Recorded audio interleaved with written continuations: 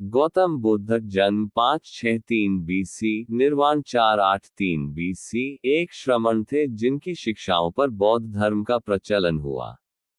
2. इनका जन्म लुम्बिनी में 563 बीसी इक्ष्वाकु वंशीय क्षत्रिय शाक्य कुल के राजा शुद्धोधन के घर में हुआ था। उनकी मां का नाम महामाया था जो कोलीय वंश से थीं, जिनका इनके जन्म के 7 दिन बाद निधन हुआ। उनका पालन महारानी की छोटी सगी बहन महाप्रजापति गौतमी ने किया। 29 वर्ष की आयु में सिद्धार्थ विवाहोपरांत एकमात्र प्रथम नवजात शिशु राहुल और धर्मपत्नी यशोधरा को त्याग कर संसार को जरा, मरण, दुखों से मुक्ति दिलाने के मार्ग एवं सत्य दिव्य ज्ञान की खोज में रात्रि में राजपाट का मोह त्याग कर वन की ओर चले गए।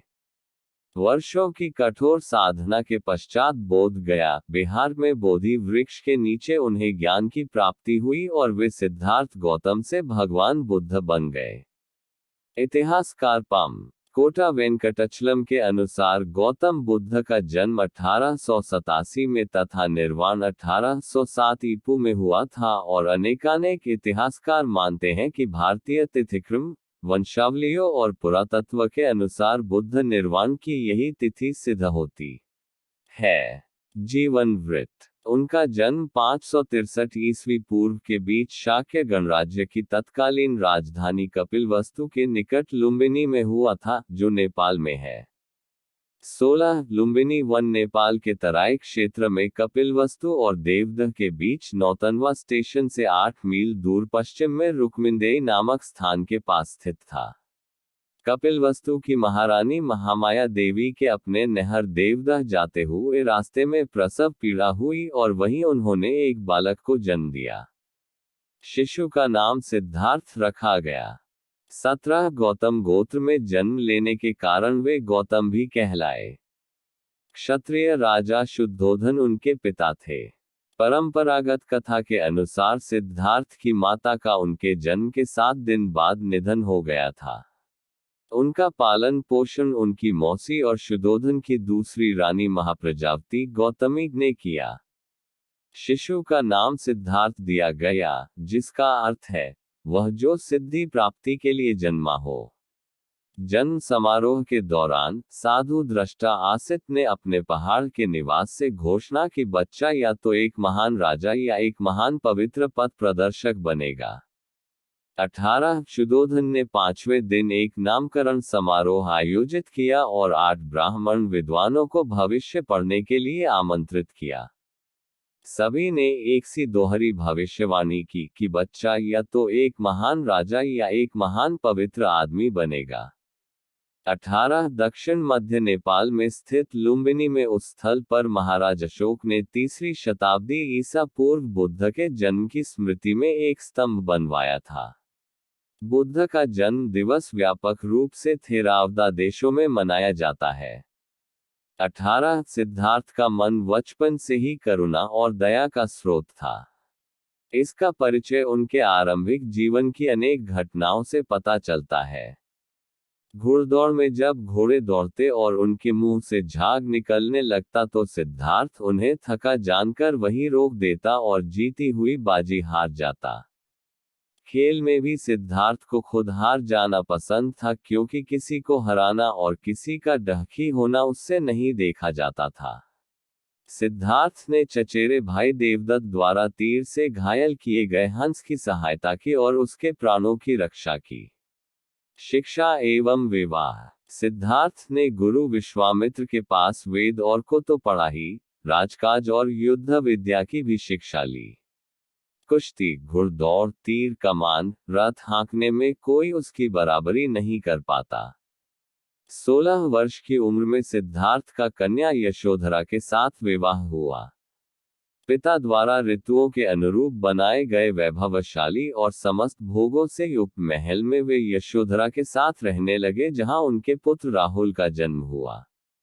लेकिन विवाह के बाद उनका मन वैराग्य में चला और सम्यक सुख शांति के लिए उन्होंने अपने परिवार का त्याग कर दिया। राजा शुद्धोधन ने सिद्धार्थ के लिए भोग विलास का भरपूर प्रबंध कर दिया। 3 ऋतुओं के लायक 3 सुंदर महल बनवा दिए। वहां पर नाच गान और मनोरंजन की सारी सामग्री जुटा दी गई।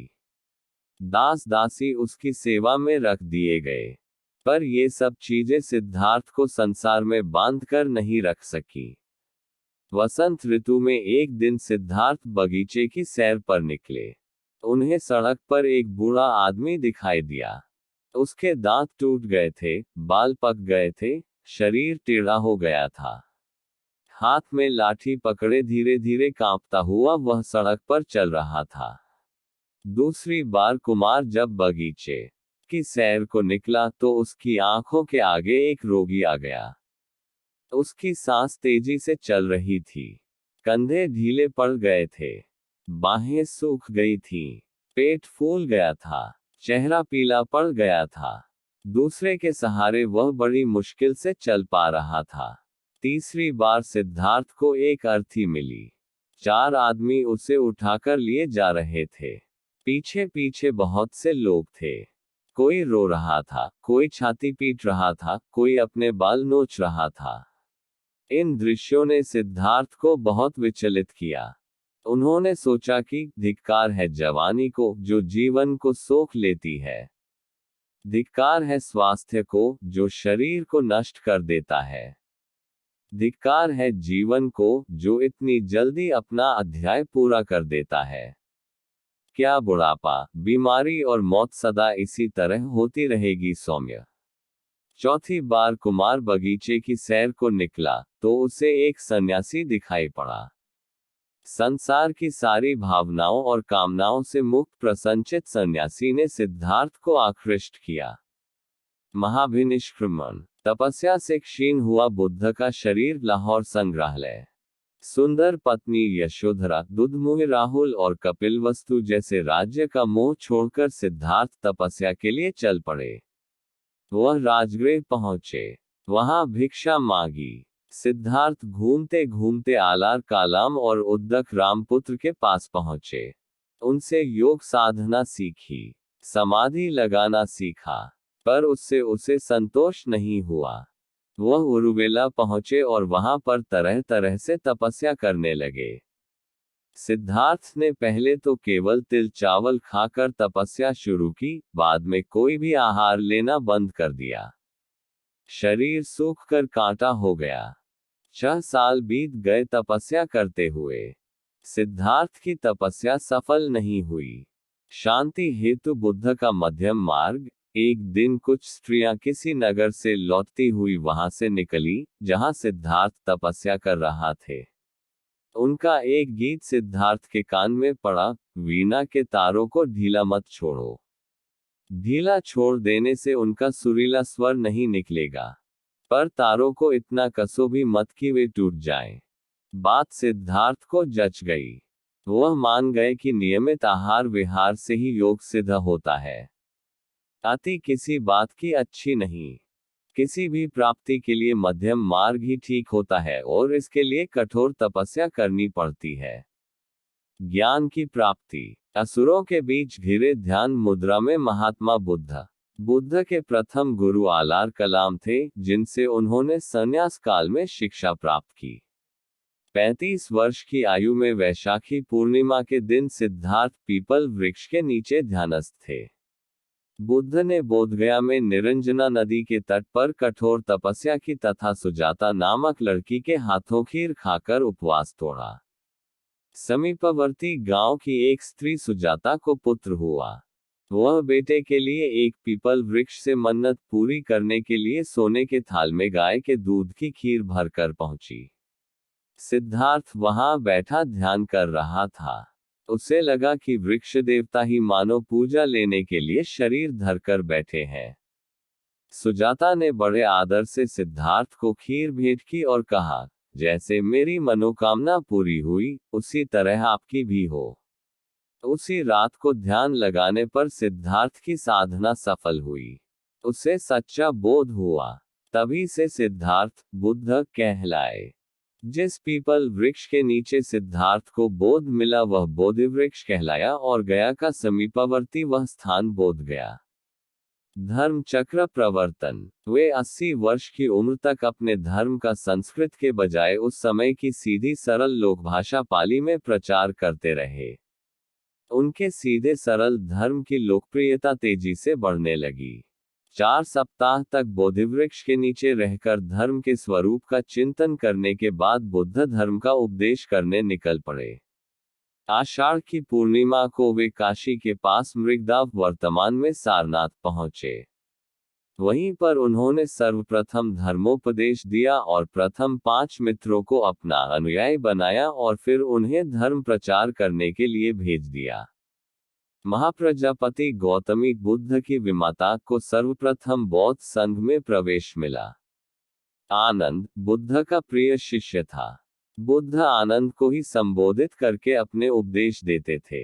महापरिनिर्वाण। बुद्ध परिनिर्वाण में प्रवेश करते हुए पाली सिद्धांत के महापरिनिर्वाण सूत्र के अनुसार 80 वर्ष की आयु में बुद्ध ने घोषणा की कि वे जल्द ही परिनिर्वाण के लिए रवाना होंगे। बुद्ध ने अपना आखिरी भोजन, जिसे उन्होंने कुंडा नामक एक लोहार से एक भेंट के रूप में प्राप्त किया था, ग्रहण लिया, जिसके कारण वे गंभीर रूप से बीमार पड़ गए। बुद्ध ने अपने शिष्य आनंद को निर्देश दिया कि वह कुंडा को समझाए कि उसने कोई गलती नहीं की है। उन्होंने कहा कि यह भोजन अतुल्य है। उपदेश। भगवान बुद्ध ने लोगों को मध्यम मार्ग का उपदेश दिया। उन्होंने दैक, उसके कारण और निवारण के लिए अष्टांगिक मार्ग सुझाया। उन्होंने अहिंसा पर बहुत जोर दिया है। उन्होंने यज्ञ और पशु बलि की निंदा की। बुद्ध के उपदेशों का सार इस प्रकार है। महात्मा बुद्ध ने सनातन धर्म के कुछ संकल्पनाओं का प्रचार किया, जैसे अग्निहोत्र तथा गायत्री मंत्र, ध्यान तथा अंतर्दृष्टि, मध्यमार्ग का अनुसरण, 4 आर्य सत्य, अष्टांग मार्ग, बौद्ध धर्म एवं संघ। बुद्ध के धर्म प्रचार से भिक्षुओं की संख्या बढ़ने लगी। बड़े बड़े राजा महाराजा भी उनके शिष्य बनने लगे। भिक्षुओं की संख्या बहुत बढ़ने पर बौद्ध संघ की स्थापना की गई। बाद में लोगों के आग्रह पर बुद्ध ने स्त्रियों को भी संघ में ले लेने के लिए अनुमति दे दी, यद्यपि इसे उन्होंने उतना अच्छा नहीं माना। भगवान बुद्ध ने बहुजन हिताय, लोक कल्याण के लिए अपने धर्म का देश विदेश में प्रचार करने के लिए भिक्षुओं को इधर उधर भेजा। अशोक आदि सम्राटों ने भी विदेशों में बौद्ध धर्म के प्रचार में अपनी भूमिका निभाई। मौर्य काल तक आते आते भारत से निकलकर बौद्ध धर्म चीन, Japan, Korea, Mongolia, Burma, Thailand, Hind, चीन, श्रीलंका आदि में फैल चुका था। इन देशों में बौद्ध धर्म बहुसंख्यक धर्म है।